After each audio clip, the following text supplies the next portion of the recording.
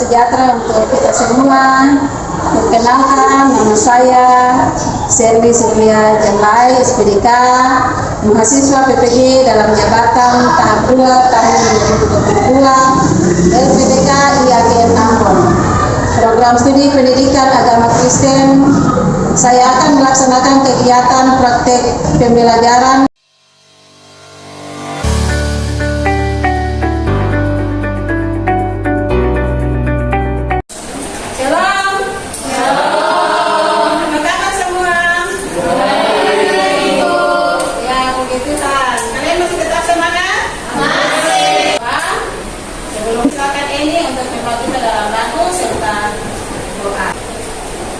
Teman-teman, saya persilakan berdiri.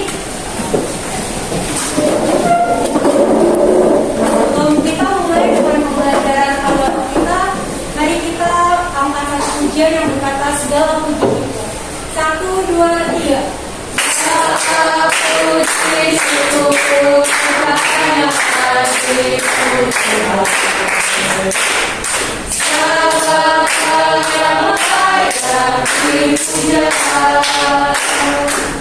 selamat pagi Tuhan Yesus Kristus, Allah Bapa kami yang ada di kerajaan surga.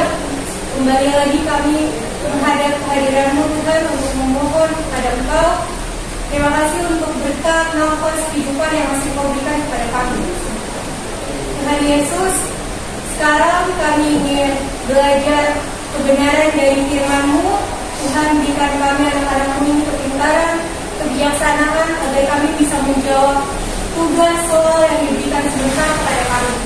Tuhan, hanya ke dalam tangan-Mu kami berdoa. Amin. Baca. Kepada Samuel Putih, hormat kepada Ibu Brisa. Selamat pagi, Ibu. Ya, selamat pagi. Ibu akan absen ya? Ibu absen. Apakah di antara kalian ada yang tidak hadir? Ada. Siapa yang tidak hadir? Saya Bu dan Ismail. Ya, berarti 2 orang yang tidak hadir ya?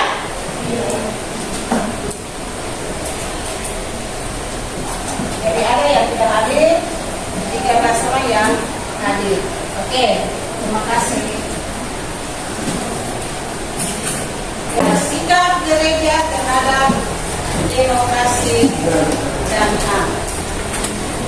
Dengan tujuan pembelajaran, selama dan setelah mengikuti proses pembelajaran ini, peserta didik diharapkan dapat menjelaskan pemahaman HAM menurut kita. Yang kedua apa? Menjelaskan bagaimana sikap Yesus menyangkut politik dan kekuasaan. Menjelaskan bagaimana sikap Yesus menyangkut politik dan kekuasaan. Yang ketiga, Bagaimana sikap Yesus terhadap demokrasi dan hak asasi manusia. yang keempat, Sikap gereja terhadap demokrasi.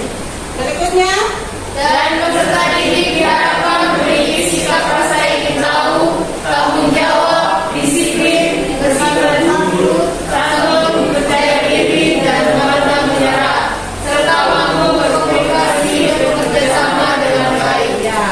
Jadi setelah pembelajaran kita tentang sikap gereja terhadap demokrasi dan hak asasi manusia,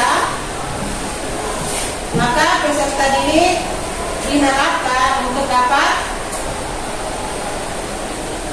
memiliki sikap rasa ingin tahu, memiliki sikap tanggung jawab, disiplin, bersikap jujur, santun, percaya diri, pantang menyerah, serta mampu berkomunikasi dan bekerja sama dengan baik. Ya, jadi hasil daripada pembelajaran kita harus ini yang kalian hasilkan ya, kehidupan sehari-hari dalam menyikapi sikap menegakkan hak asasi manusia. Sebelum kita masuk pada pembelajaran kita tentang apa? Multikulturalisme. Itu tentang apa saja? Ada bicara tentang apa saja tentang masalah multikulturalisme? Hah? Multikulturalisme itu berbicara tentang apa? Keberagaman, ya. Keberagaman. Artinya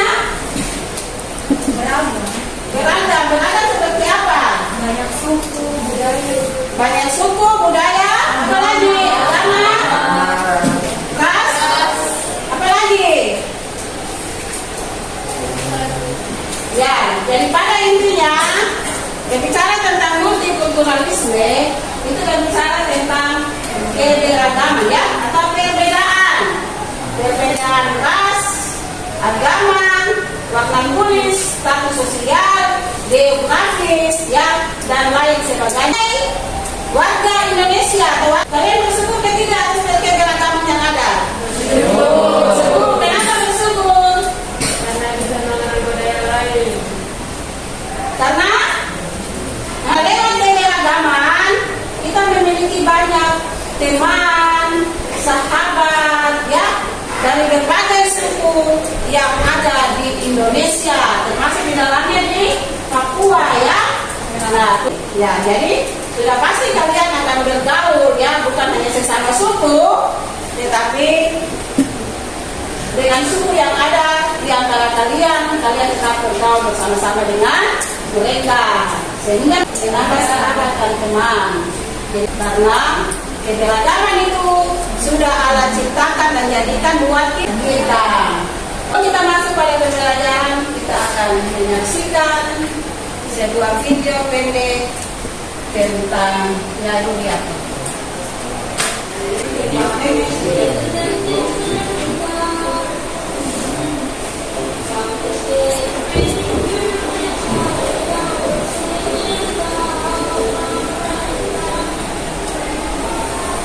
Ini kan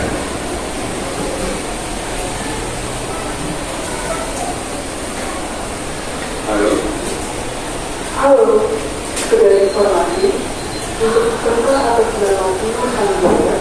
Mohon maaf, karya kami tidak berwenang. Sampai di situ saja penayangan video, ya. Apa yang setelah kalian menonton video yang tadi ini menampilkan tentang apa? Putus asa. Kehilangan bagaimana seseorang bisa mencapai sebuah kesuksesan itu harus mempunyai mimpi yang luar biasa, ya. Bagaimana seseorang mau mencapai masa depan, ya, dia harus tetap semangat. Dia harus tetap semangat untuk meraih mimpi dan harapan tersebut. Asa, karena masa depan itu penting, ya, karena masa depan. Sehingga jangan pernah hilang harapan, kecewa, bimbang. Selanjutnya, masuk pada pembelajaran kita. Di situ ada, ya, tugas yang harus kalian kerjakan. Tugas ini dibutuhkan pembagian kelompok, ya. Itu baik, ya. Kelompok 1, kelompok 2, kelompok 3, 4, dan kelompok 5. Oke. Dengan kriteria, ya, tugas kelompok 1 mengerjakan 1, kelompok 2, kelompok 2, kelompok 3, kelompok 3, kelompok 4, kelompok 4, dan kelompok 5, soal nomor 5. Oke. Buku cetak sudah ada di meja kalian. Kalian silakan buka bab yang keempat tentang sikap gereja terhadap demokrasi dan hak asasi manusia. Waktu pengerjaan tugas 15 menit, ya.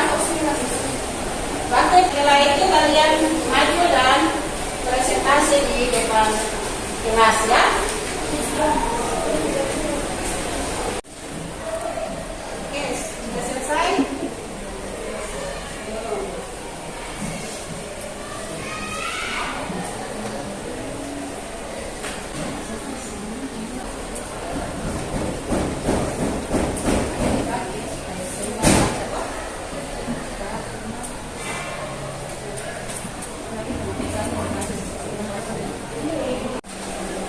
Oke, baik.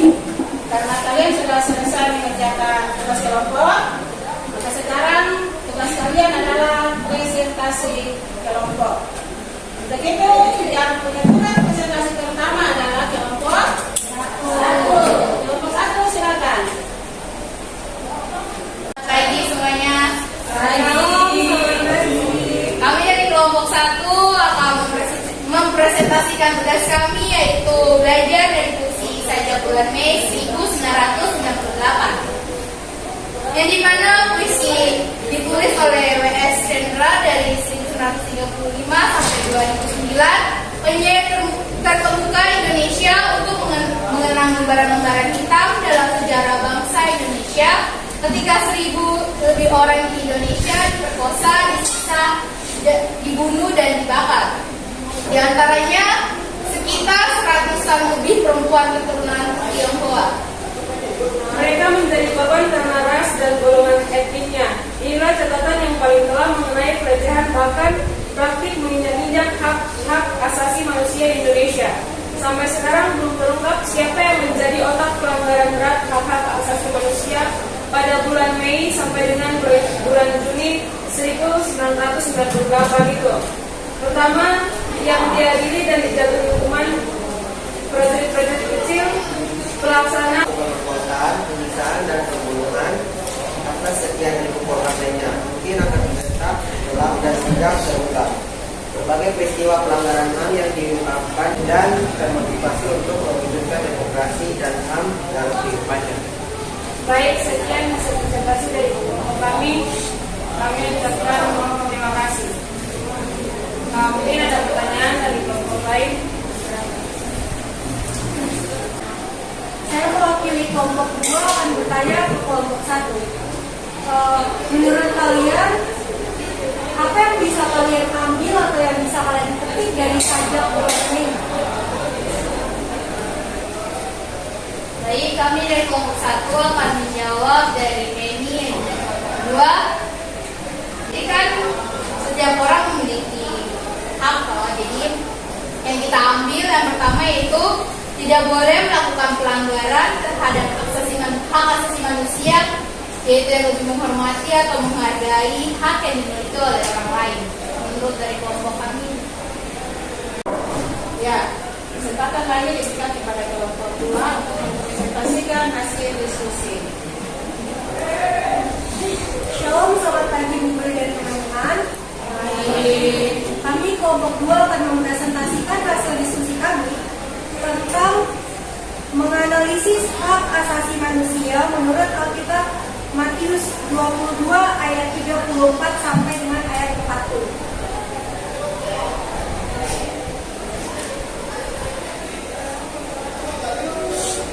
Dalam Injil Matius pasal 22 ayat 34 sampai 40 dikisahkan tentang seorang Farisi yang bertanya kepada Yesus tentang apakah hukum yang paling utama. Dia berharap bahwa hanya ada satu hukum yang perlu dia lakukan agar hidupnya menjadi sempurna. Namun Yesus ternyata menjawab lain. Ada dua hukum yang paling penting dan paling utama, yaitu mengasihi Allah dengan seluruh keberadaan kita dan mengasihi sesama kita seperti diri sendiri.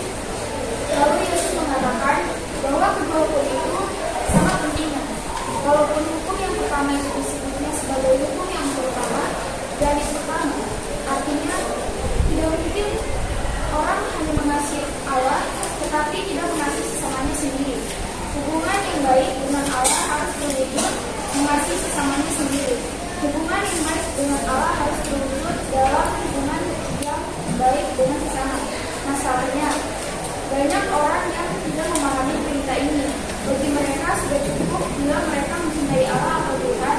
Mereka sementara orang lain tidak mereka cintai. Ada juga orang yang merasa dapat bertindak apa saja karena cinta kasihnya kepada Tuhan.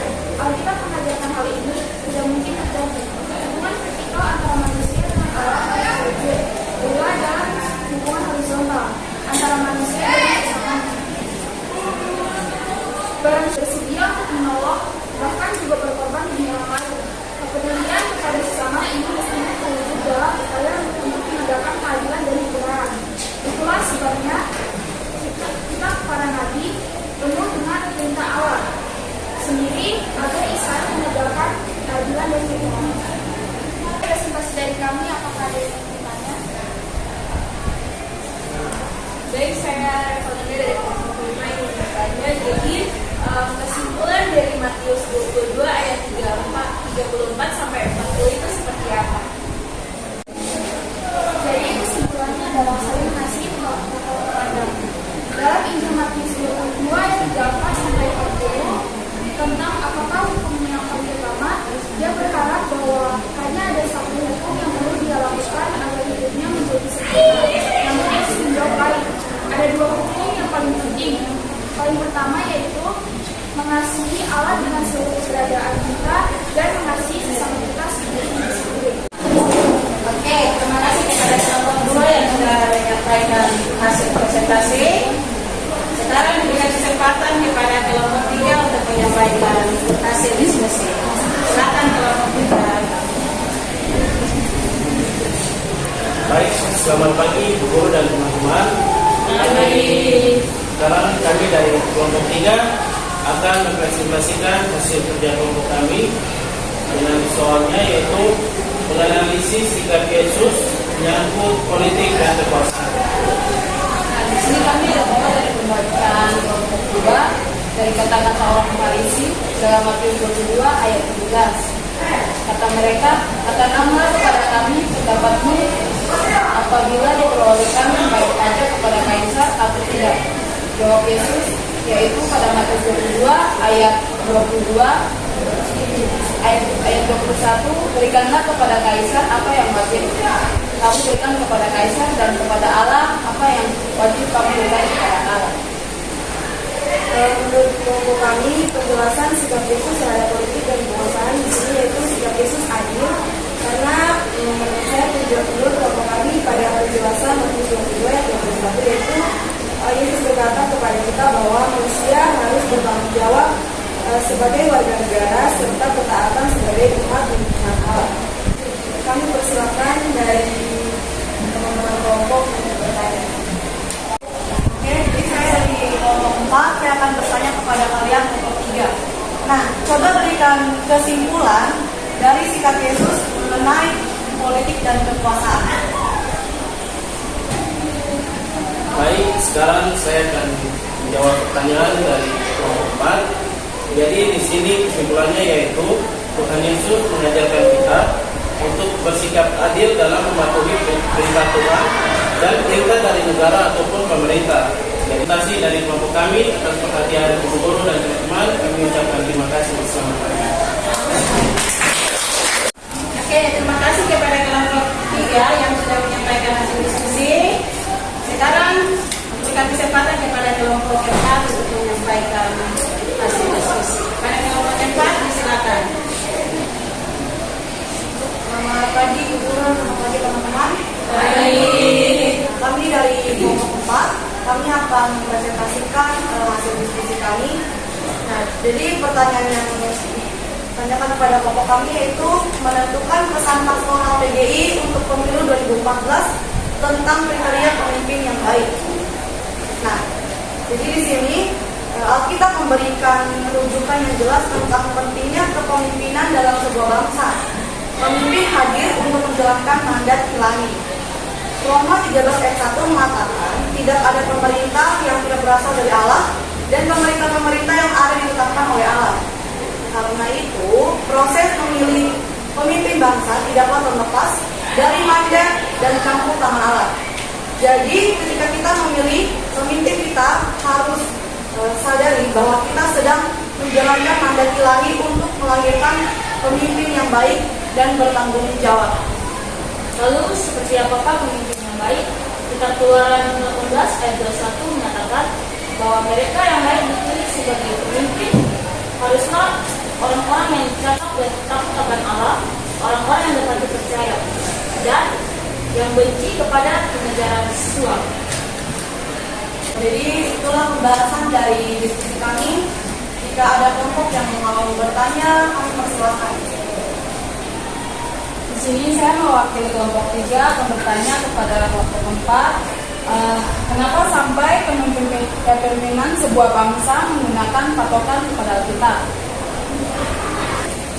Oke, jadi saya di sini akan menjawab pertanyaan dari kelompok 3. Nah, itu kenapa harus pakai patokan Alkitab?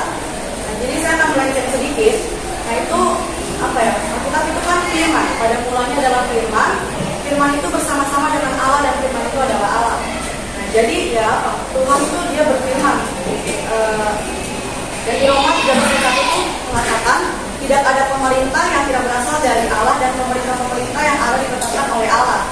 Nah, jadi terus kalau kita memilih pemimpin, kita itu menjalankan mandat ilahi. Berarti kita itu harus berpatokan pada apa yang Tuhan sampaikan, apa yang Tuhan sudah kasih. Jadi sekian hasil presentasi dan juga diskusi dari kami kelompok 4. Terima kasih dan Selamat pagi Bu Guru, selamat pagi teman-teman. Ya baik, terima kasih kepada kelompok 4 yang sudah menyampaikan hasil diskusi. Sekarang waktunya diberikan kepada kelompok selanjutnya yaitu kelompok 5 untuk menyampaikan hasil diskusi. Kepada kelompok 5 disilakan. Selamat pagi Bu, selamat pagi teman-teman. Kami dari kelompok 5 akan mempresentasikan hasil kerja kelompok kami. Soalnya, menurut kamu apakah gereja harus berpolitik? Jawabannya yaitu gereja tidak perlu berpolitik praktis. Namun, sebagai lembaga kerohanian yang menaungi jemaat yang menggeluti dunia politik, gereja harus berperan.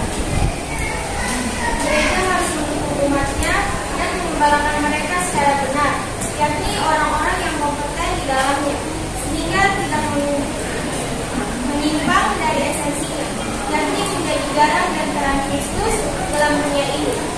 Dengan demikian, gereja mendatangkan sesuatu yang berarti bagi bangsa dan negara Indonesia ini. Di presentasi kami mempersilakan perbaikan dari teman-teman. Baik, saya Anastasia, perwakilan dari kelompok 1, ingin bertanya, bagaimana kaitan antara demokrasi dengan politik dan apa kaitannya dengan gereja? Berikan contohnya menurut kamu. Baik, kami akan menjawab pertanyaan dari kelompok 1.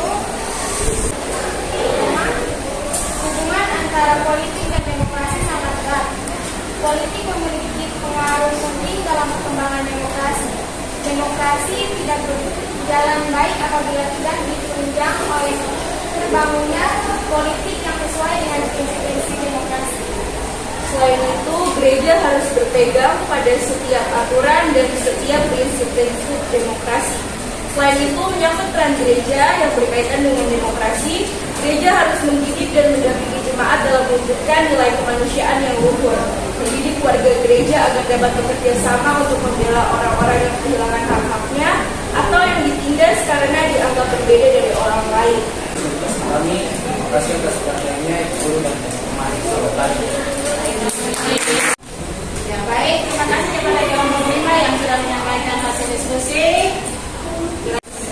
Ya, Ibu minta perhatian untuk materi yang akan Ibu sampaikan. Judul materi kita adalah tentang apa? Sikap gereja Ada demokrasi dan hak asasi manusia. Sikap gereja terhadap demokrasi dan hak asasi manusia. Dengan yang pertama yang kita pelajari yaitu tentang belajar dari makna puisi saja bulan Mei 1998.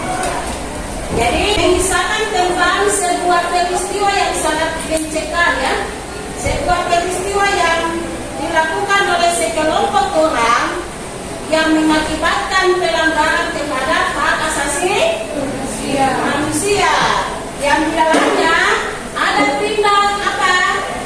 Pemerkosaan, ya, disiksa, dibunuh dan dibakar. Disiksa, dibunuh dan dibakar.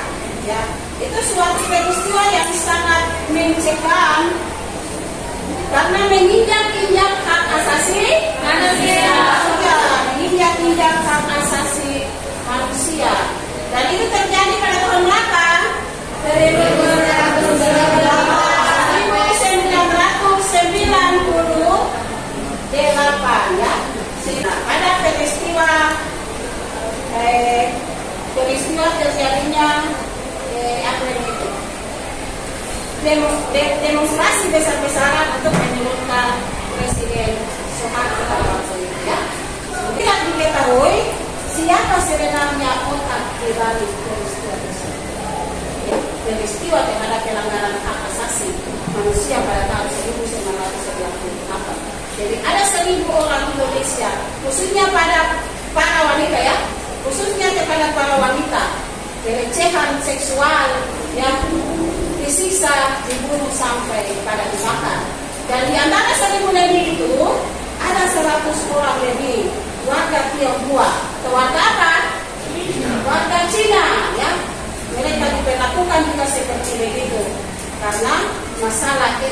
dan golongan dan teknis. Yang kedua, hak asasi manusia menurut Alkitab Matius 22 ayat 34 sampai dengan 40. Di mana di situ ada gambar yang menunjukkan bahwa ada pertemuan antara Yesus dan orang Farisi. Di situ dialog yang mereka sampaikan adalah apa hukum yang pertama dan yang utama yang harus mereka lakukan supaya hidup mereka itu menjadi sempurna dan nyata. Ya, jadi apa yang harus mereka, hanya satu hukum saja yang harus mereka lakukan, yaitu mengasihi dan mengasihi Allah. Hanya mengasihi Allah. Dulu kalau Farisi seperti itu. Nah, pertanyaannya itu ditujukan kepada Yesus bahwa apa yang harus mereka lakukan? Ya, apakah hanya mengasihi Allah saja atau seperti apa? Yesus menjawab lain, ya. Yesus menjawab pertanyaan yang mereka sampaikan bahwa ada dua hukum. Hukum yang pertama dan yang utama, dan hukum yang kedua yang sama itu adalah mengasihi sesama manusia. Jadi hukum yang pertama dan utama itu apa? Kasihilah sesama kamu dan dengan segenap kawanmu. Dan hukum yang kedua, kasihilah sesamamu manusia seperti dirimu sendiri. Jadi ada dua hukum yang harus dilakukan oleh manusia. Kalau kita mengasihi Allah saja tidak cukup kalau kita tidak mengasihi sesama kita. Jadi mengasihi Allah itu harus kita wujudkan dalam mengasihi sesama manusia. Jadi itu hukum kasih yang harus kita lakukan dalam kehidupan setiap hari. Jadi mengasihi Allah dan mengasihi sesama, keduanya harus berjalan berdampingan dan sama-sama. Ya, tidak boleh hanya mengasihi Allah tanpa mengasihi sesama kita. Justru kita mengasihi sesama kita dengan tulus, itu tandanya kita sudah memperlihatkan bukti bahwa kita juga mengasihi Allah. Itu bagian yang kedua. Ya, nah, seperti contoh memberikan kepada orang lain dengan hati yang tulus. Yang berikutnya, bagaimana sikap Yesus menyambut politik dan kekuasaan? Sudah pasti bahwa untuk masalah sikap Yesus atau Yesus menyikapi masalah politik dan kekuasaan itu sangat netral, ya.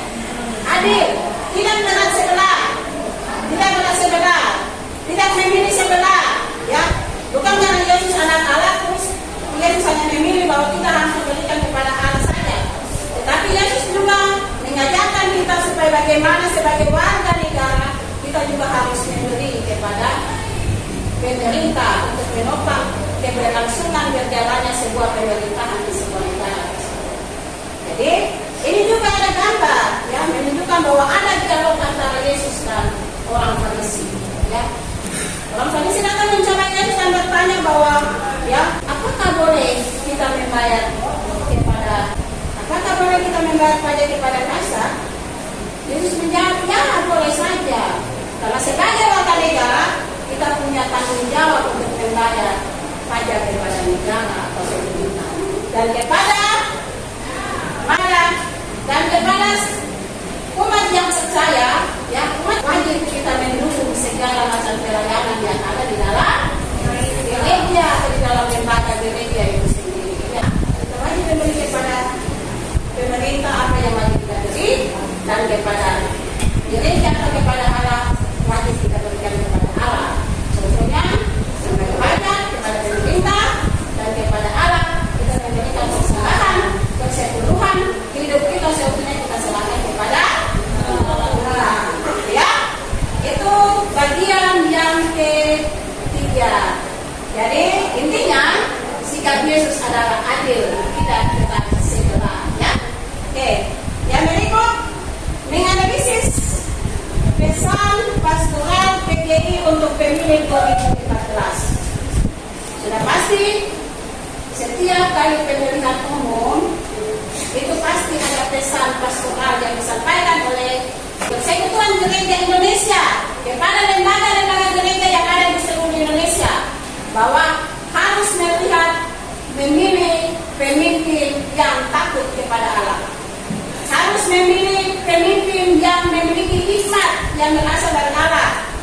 Harus memilih pemimpin yang taat kepada Allah, yang adil, yang bisa menyatakan benar dengan benar dan salah atau salah. Ya, jadi memilih pemimpin yang kriteria pemimpin yang baik adalah pemimpin yang takut akan Allah. Ya, pemimpin yang takut akan Allah. Itu saja yang kamu sudah lihat pertama ya. Dan setelah itu nanti urutan ke bawah, memiliki hikmat yang berasal dari Allah, yang benar, ya, yang tidak menerima suap, tidak gampang menerima suap, yang gampang dipercaya, seperti begitu ya. Itu adalah kriteria pemimpin yang baik yang harus kita lakukan dalam pemilihan umum ya. Di depan 2024 pasti kalian sudah termasuk di dalam orang-orang yang memilih presiden dan juga sampai ke bawahnya ya. Mulai dari sekarang kalian mempersiapkan diri untuk memilih pemimpin yang layak menurut dengan kebenaran. Oke, itu adalah bagian yang keempat ya. Ya. Nah contohnya di situ Musa ya, seorang pemimpin yang takut akan Tuhan membawa bangsa Israel keluar dari tanah Mesir menuju ke tanah Kanaan. Ya, seperti itu ya. Yang berikut, sikap gereja terhadap demokrasi. Sikap gereja terhadap demokrasi, gereja dilarang untuk melakukan politik praktis, ya, politik praktis, politik uang, ya, hanya mau suap-suap, itu gereja dilarang untuk hal tersebut. Gereja harus berlaku netral, gereja harus membimbing warga anggotanya untuk memilih pemimpin-pemimpin yang terbaik ya. Gereja harus memilih anggotanya untuk tidak berlaku curang, harus berlaku adil dan tidak terlibat di dalam masalah politik praktis hanya karena kepentingan individu sehingga menghancurkan sebuah persekutuan yang sudah dibangun selama ini. Gereja dilarang begitu ya. Boleh-bolehnya gereja tidak boleh melakukan politik praktis ya. Gereja boleh saja berdemokrasi ya. Karena tanpa berdemokrasi, gereja tidak bisa mengambil sebuah keputusan yang baik. Contohnya gereja yang berdemokrasi itu pada saat sidang jemaat, ya, rapat majelis jemaat, sidang lembaga gereja, ya, dan lain sebagainya. Itu adalah gereja. Itu adalah kita atau penyampaian materi kita tentang sikap gereja terhadap demokrasi dan hak asasi manusia. Oke. Dan akhirnya siapa yang bisa menyampaikan kesimpulan?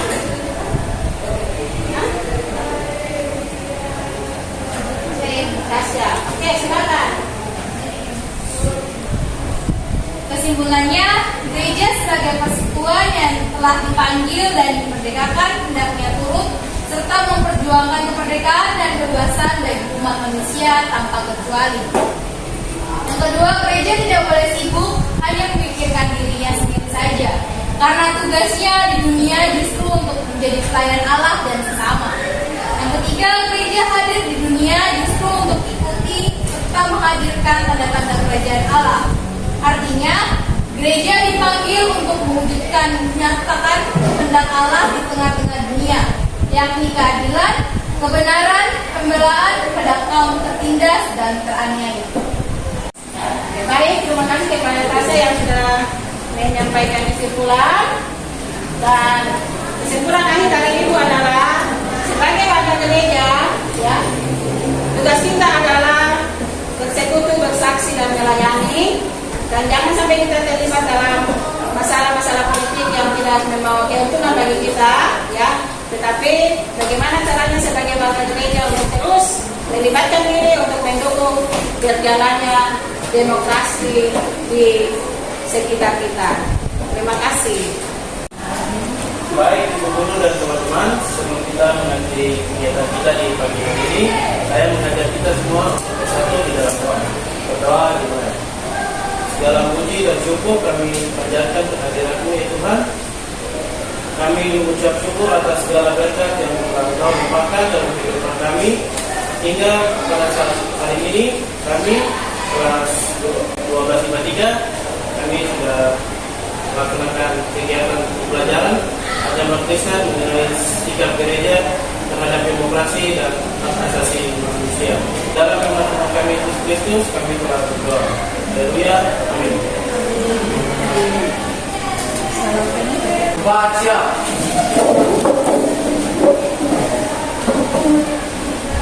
Kepada Ibu ucapkan terima kasih.